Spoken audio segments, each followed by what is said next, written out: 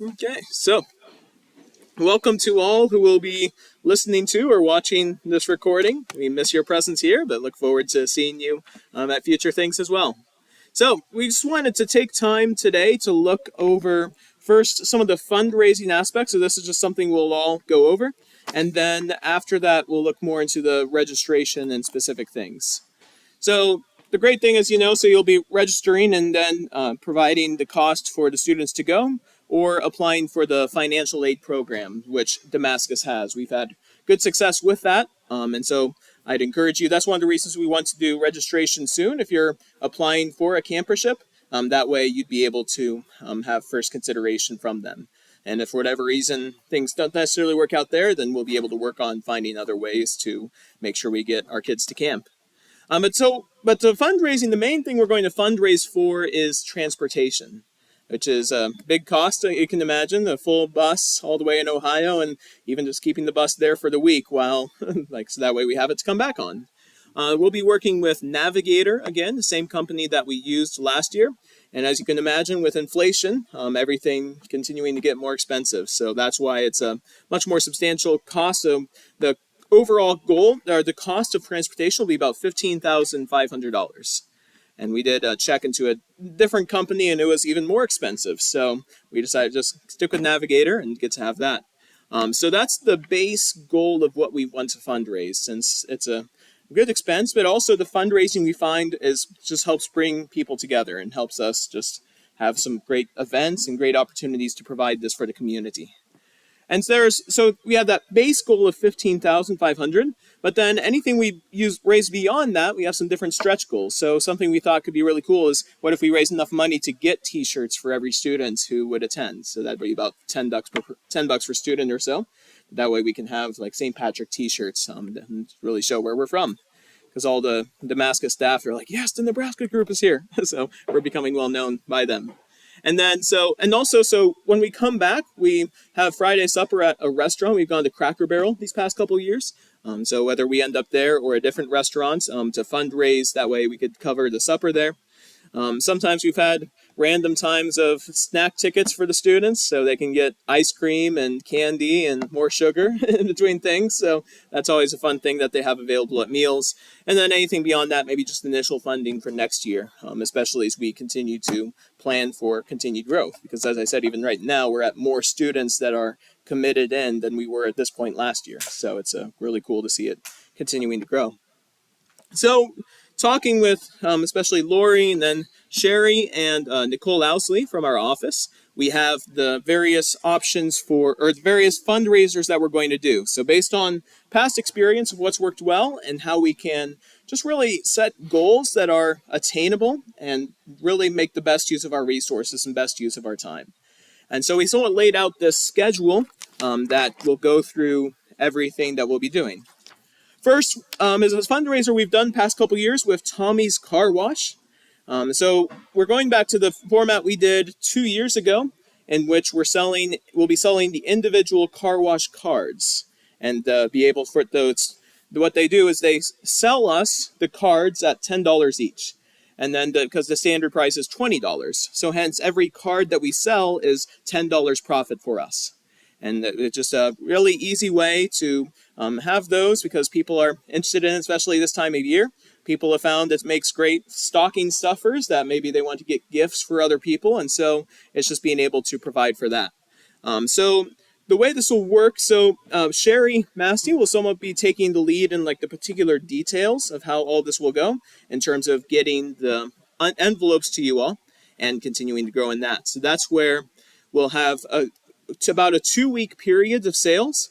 So we'll plan on beginning about November 20th. You'll receive cards that are in an envelope, probably beginning with, because our goal is 10 cards per student, and that would be sold. Of course, if you have people beyond that, I think there was one person last year or 2 years ago who asked someone, and the person's like, yeah, I'll take 20. So it's like, well, if that's the case, go for it, right? So that's the awesome thing. So we'd have those, and then also maybe find a couple of events that we can sell the cards at. So there's the St. Patrick Women Christmas Boutique that takes place here on Saturday, December 2nd.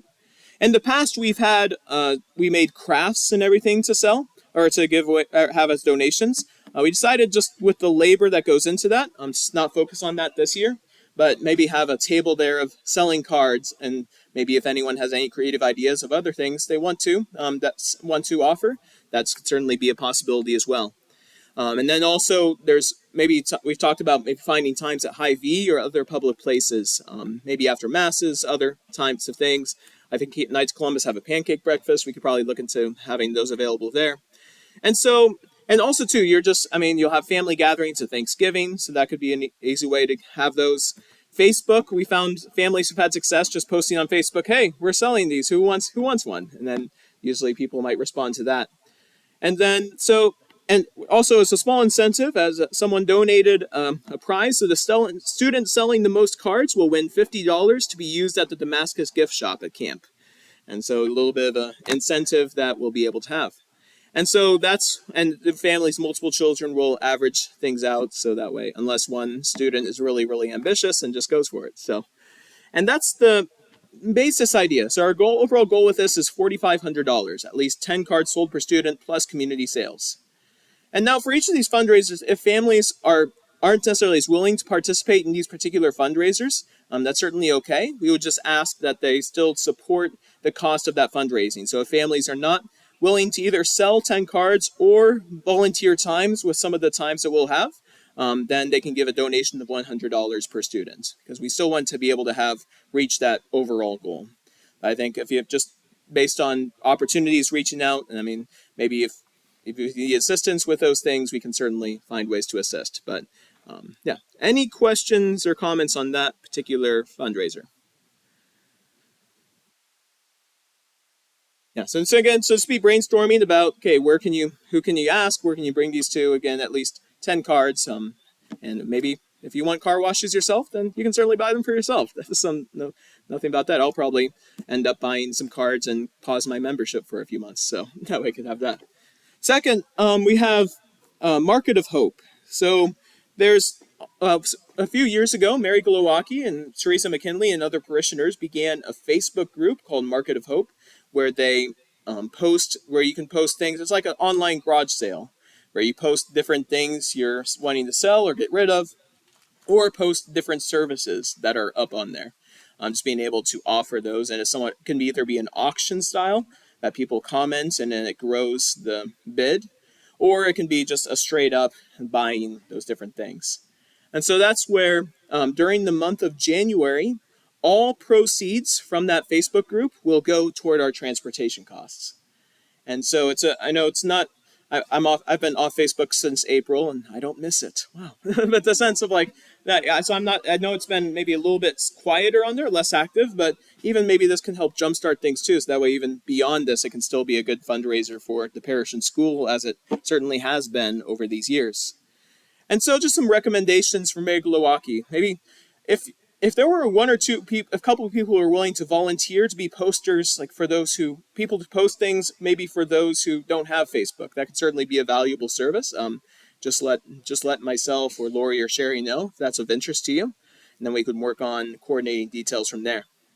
Something as well, so think about it. You'll be getting a whole bunch of Christmas gifts probably, so maybe things to get rid of. So instead of just bringing those to Goodwill or anything else, just post them on the Facebook group. And that can be, hey, just a little bit $10 thing here, $15 thing here can easily build up. I'm already getting a stash of board games that I'm going to be selling through that. So, and it's something too, if you can buy things from each other, and it's like, well, you're helping each other out, and you're also bringing, because all the direct proceeds will go. Because what happens is usually it goes through the parish office, where you bring the items to the parish office, or you can meet that person itself and just bring those proceeds to the parish office. There's a specific drop-off slot for the Market of Hope items. Also, the idea of baked goods, so like cinnamon rolls, cookies, soups, other foods. I think Lori's daughter, Hannah, had great success with that a couple years ago. We posted that she would bake cakes because she loved baking cakes when COVID was. And she said, how many cakes do you think I'll get? I said, I'll probably one or two. Yeah, within 15 minutes, she had 13 people that wanted cakes or cupcakes. So she said, Mom, I'm at school. We need to eat it. Cut it off. So yeah, baked goods are a real big thing. Yeah, and something too that I was talking with Christy Sengraff a couple days ago. Since Ryan, his son Ryan's attending, but to be able to talk about maybe if people were interested, have a night where people could come together and bake cookies together, and then being able to sell those or get pre-orders from Market of Hope. So I think Christy will probably work on helping coordinating that later on. And also, too, just note all proceeds benefit. So it doesn't need to necessarily be the people on going to camp. It could be anyone. So if you have other, again, family members, friends, it's like they're wanting to get rid of things too or sell things, and have them do it on there, right? Or snow shoveling, anything else like that. So the goal, we're going to try to raise $4,000, and that's the whole month of January. And again, if families are not willing to contribute things, services, or goods, then they can give a donation of $100 per student. And maybe I know for some of our families who are coming from Omaha or Lincoln or other places, maybe it's something we can talk about in terms of how maybe we can get some items here that someone could post, or maybe there's particular ways of creativity or service that I know you're certainly able to do. I know the Walker family, you have made crafts and everything, so maybe that could be a good way to help fundraise there. But anyway, we'll just see how that all goes. Any questions or thoughts on that? Okay, so we're over halfway there, $8,500 now, but then how do we continue making up the rest? So something we did last year we found effective was doing a friends and family ask. So simply asking families to submit names and addresses of extended family members, of friends, and maybe of others that they know who they think might be willing to contribute for this. And on your behalf, or on your, we will on your behalf send letters to them, and we'll send letters just asking for donations to assist with transportation. So I think this raised somewhere between $1,500 to $2,000 last year. And I think with a little bit of greater attentiveness to this, I think we'd be able to raise even more. We're already talking about, too, just thinking of particular parishioners who we could send these letters to. So maybe if you're a family and you're not sure, like, how many people do I really know or can send this to, well, don't worry, just send us what you have, and then we'll fill in the rest with specific parishioners that we think would respond to this. And so we ask each family for names and addresses of ideally at least 5 per student. And then again, we'd add in parishioners, community members for those who maybe don't have that. But we'll also ask each family to submit one paragraph. That would be, so imagine it'd be like a form letter. So the introduction, we talk about what we're doing. Conclusion would be somewhat the ask, but then we want to make this middle paragraph specific to each student or family. So that way it could be like, hey, I had this great experience at camp last year. Here was my favorite parts, everything there. Or if you haven't gone yet, you could say, well, here's what I'm most excited for. Here's what I've heard about from my friends and what I hope to bring back to the community. So something like that, or from the parents' perspective as well, like what do you desire for your kids in all of this? And so we'll send, so it's on your behalf, we'll send the letters, and then we ask them to send any donations back to us. And there's also an online way of giving. And so we're going to ask for those names and addresses and a particular paragraph for each family. Now we're asking each family to do this. It will be due before December 15th. So then it gives us about a month and a half to collect all that information. Nicole from the office will be helping a lot with this, but that she's able to, we're able to get all of that sent out in the first couple weeks in February.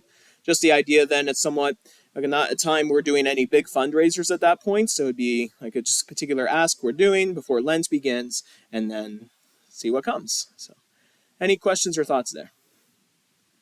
It's a good way to ask family and friends who don't live in Fremont and can't participate in the fundraisers to help your childhood at camp, because a lot of times aunts and uncles in other cities want to help, but they aren't here to buy the car washes and stuff, so this way they can help out. Mm-hmm. Very good. All right, so and then finally, the final ones are just going to be a few events that we'll do. First is the Such as These Stations. So it's acted out Stations of the Cross, written by Kevin Nightenauer. He's had his son Lewis attend camp the past couple of years. But we had this last year, and it was just really powerful. I know a few of you were participated in that and did such an awesome job. I was actually in Mexico and like live streaming the thing, and it was just powerful to see. So what we'd like is for 14 students to present this. There's a one practice that we do. You don't have to memorize it. You read a monologue, and then it's like silhouettes for each station. And so it just comes together super well. And what we do is just invite the general public, invite people come in. You can invite family members, friends, just do a free will donation. So as an incentive to those students who participate in this will get 2 free ice creams during camp. So a small thank you for that. But that's what we want to. So if that's something you're willing to get up there in front of everyone and share this, it's pretty awesome. So that's what will be February 28th, 2024. It's a Wednesday night. And then we're also going to do 2 more tamale sales. So Blanca Peralta and her family do awesome tamales, as I'm sure many of you have tasted. And so it's quite a process to be able to prepare everything pretty much all day during Saturday. Even Blanca and her family do such an awesome job on Friday night. They spend a lot of time getting this together. And so it's what we'd like is maybe at least, so we're doing this twice, March 2nd and 3rd and May 4th and 5th. And just to be able to have families both helping with the preparation during the day on Saturday, and then also helping sell those tamales after each of the weekend masses here. We also take pre-orders from so if you know people who want to pre-order, then we can have those set aside and then get them to those people somehow. And so each time we do this is about $2,000 profit. It's just because people love the tamales and they're awesome. And so it's just a great way to be able to have that. So by doing this, hopefully $4,000, then we're aiming for about $1,000 for stations, which is $15,500. So as long as all this goes well. And also too, again, just we want all families to participate. So if families are not wanting to sign up for either the stations and or the tamale sales for at least one of those times, then they can give a donation of $150 per student. And so that way we can, and also those above projects, the tamales and stations, students can gain service hours for those. So I know if you're at Bergen or confirmation, you need service hours. So this is a good way to gain those. Any questions on those? And then finally, the t-shirts, this probably won't be a particular sale or fundraiser. It may be something once we design the t-shirts, we'll probably open it up for public to buy, make it general enough so that way any people can wear it. And we've had some cool things like the God is on the Move sweatshirts or t-shirts, if you've seen those, or the, right there, the do everything with love, right? Perfect. So yeah, any questions overall? Any additional ideas? Does that sound attainable? Okay, and if there's any other particular ideas anyone has, they can feel free to email me or Lori or Sherry, and then we'll be able to integrate those. But just the idea of doing this, so trying to make things that we know are effective and that we know have these particular things and are somewhat low risk in terms of like what we have, because we know people like car washes, people like Market of Hope, and people like tamales and stations across. So that way it's building up what we have. All right, so I'm going to stop this part of the presentation.